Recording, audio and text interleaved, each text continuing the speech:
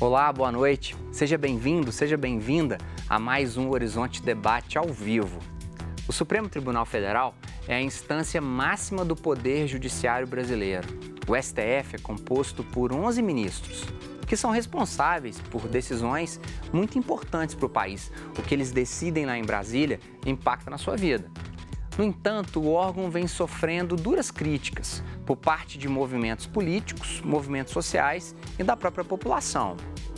Para alguns, a moral da instituição está abalada, mas para outros, o Supremo age de forma correta e precisa ser defendido pela importância que representa com o Poder Judiciário. Os próprios ministros do Supremo têm reagido a algumas dessas investidas. No programa de hoje, vamos fazer um panorama do Supremo Tribunal Federal, para entendermos melhor a sua atual situação e o porquê das críticas recebidas. Participam desse debate importantíssimo conosco Paulo Crossara, bacharel em Direito pela PUC Minas e especialista em Ciências Criminais também aqui pela PUC Minas, Lara Ferreira, mestre em Direito pela UFMG, professora de Direito Constitucional e Eleitoral na Faculdade Dom Helder Câmara, professora na pós-graduação em Direito Eleitoral na PUC Minas Virtual e membro da Academia Brasileira de Direito Eleitoral e Político. Completando o nosso time de debatedores de hoje, Tiago Dairel, graduado em Administração Pública, porta-voz do Movimento Brasil Livre, o MBL, presidente do PSL Jovem em Belo Horizonte. Participe conosco, junto com os nossos convidados que têm linhas de pensamento diferentes entre si, e traga a sua pergunta, o seu comentário no WhatsApp do programa, WhatsApp aqui da TV Horizonte, no 31 996428473. Você pode mandar a sua pergunta e seu questionamento. Não esquece de colocar de onde que você está falando, o seu nome, para que a gente possa discutir aqui essa mensagem. Lembrando também, né, Tiago, que estamos ao vivo nas redes do MBL. Acredito que o Cláudio está fazendo esse movimento ali. Com certeza. Paulo, como que você observa todo esse movimento de ataques, questionamentos a essa Suprema Corte Brasileira? Olha, eu acho que o STF é o grande culpado dos ataques ao STF.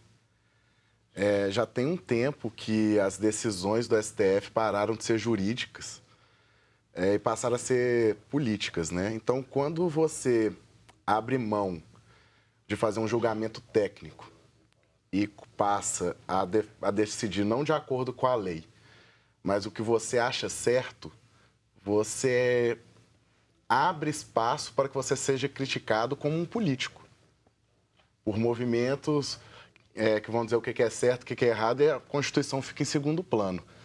Então, a partir do momento que eles abandonam a lei, como eles vêm fazendo, porque quando você julga de acordo com a lei, você fala, olha, é isso, é o que a lei está dizendo, é o que a Constituição diz, e eu não tenho nada com isso. Se quiser, vocês mudam a Constituição.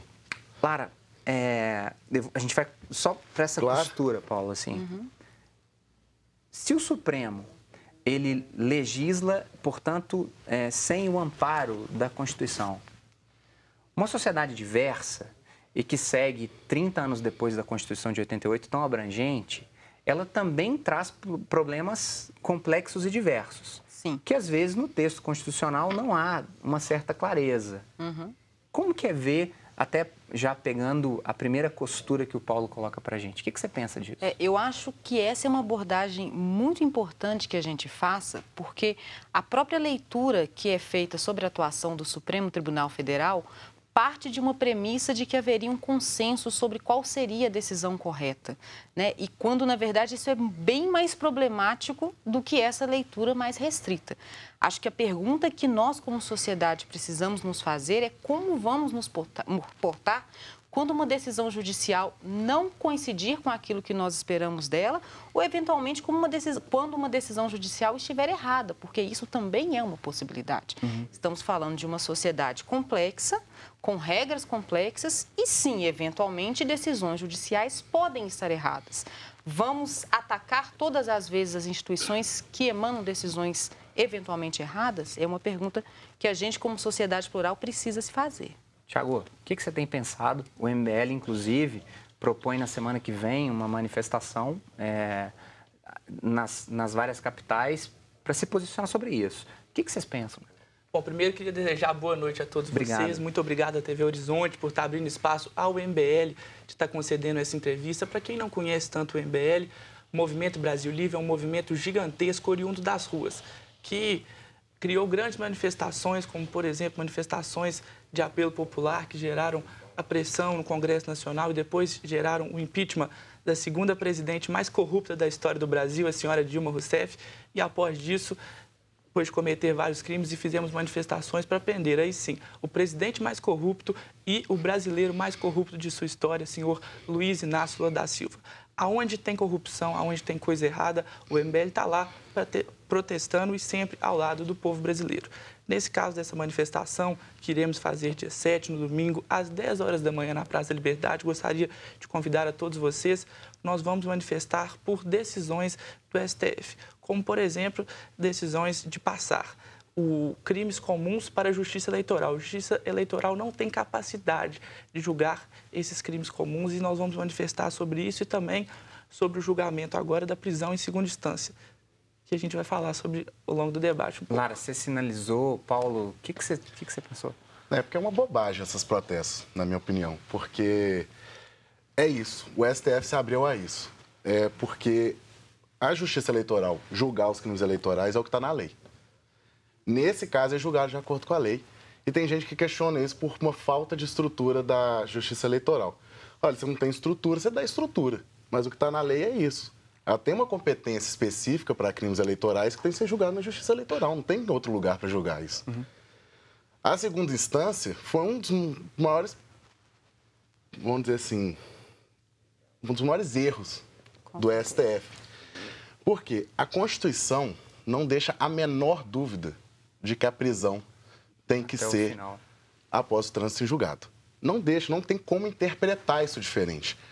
Se você pegar o voto do Barroso fala de números, o que eu falei. A partir do momento que você não julga o que é lícito ou ilícito, mas o que você acha que é certo, o que você acha que é errado, começa com estatísticas, com argumentos morais, políticos, você se abre a esse tipo de crítica, sendo que eles nunca deveriam ter voltado atrás. E isso teve um impacto significativo na nossa corrida eleitoral.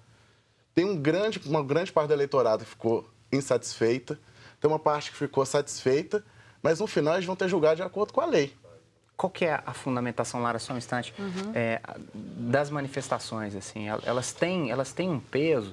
A última manifestação que aconteceu, eram quantas pessoas que estavam na Praça da Liberdade? Olha, a última manifestação foi depois dessa decisão absurda do STF de fazer com que a Justiça Eleitoral julgue crimes de corrupção. Isso vai facilitar criminosos e bandidos a impunidade sobre eles.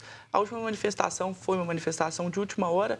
Na Praça da Liberdade teve por volta de 3 mil pessoas. Mas para essa de domingo a gente está esperando um público aí maior que 10 mil pessoas. Na prisão do Lula e também no impeachment da Dilma, nós já colocamos mais de 80 mil pessoas na Praça da Liberdade. O MBL colocou 1 milhão de pessoas na Paulista. Então é isso. Eu, do MBL, quero representar você, a sociedade brasileira que está indignada com essa atual classe política e mostrou nas urnas a mudança que o Brasil precisa. Agora, Lara, se a mudança ela acontece a partir de ataques ao Supremo ou de questionamentos ao Supremo, o que seria uma solução? Empichar todos os ministros? A lei da bengala, para que, por exemplo, o presidente Jair Bolsonaro possa indicar não 1 ou 2 até o final do seu mandato, mas que ele possa indicar 4 ou 5 ministros? Qual que seria a solução disso? O Paulo coloca que a manifestação é uma bobagem, o Tiago coloca da importância da manifestação. O que seria uma solução para isso? Bom, eu acho que a solução... Dado que o atual presidente é quem nomeia esses ministros. Sim. É sempre o presidente da República quem nomeia os ministros, né?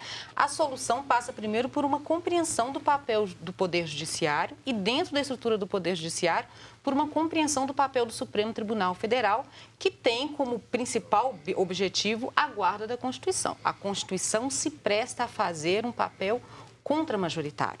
Então, ainda que as manifestações reunissem 99,9% dos brasileiros em defesa de uma determinada situação, caberá ao Supremo Tribunal Federal se curvar à Constituição e não ao número de pessoas que eventualmente esteja na rua defendendo a sua posição pessoal.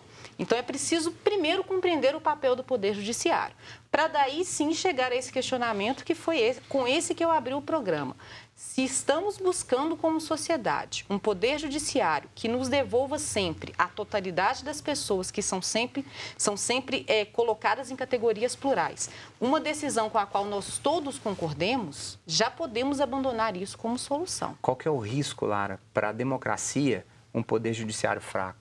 Gigantesco, porque exatamente o judiciário é quem, na tripartição dos poderes, ele faz com que a gente não viva uma ditadura da maioria, né? A democracia não é a vontade da maioria.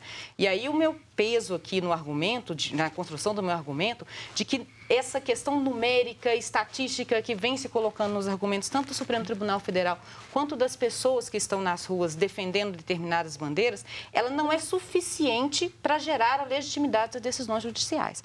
Ao contrário, decisões judiciais passam pelo reconhecimento da Constituição como um instrumento de contramajoritariedade em relação às eventuais maiorias que possam se sobrepor aos direitos humanos que são inafastáveis. Show de bola.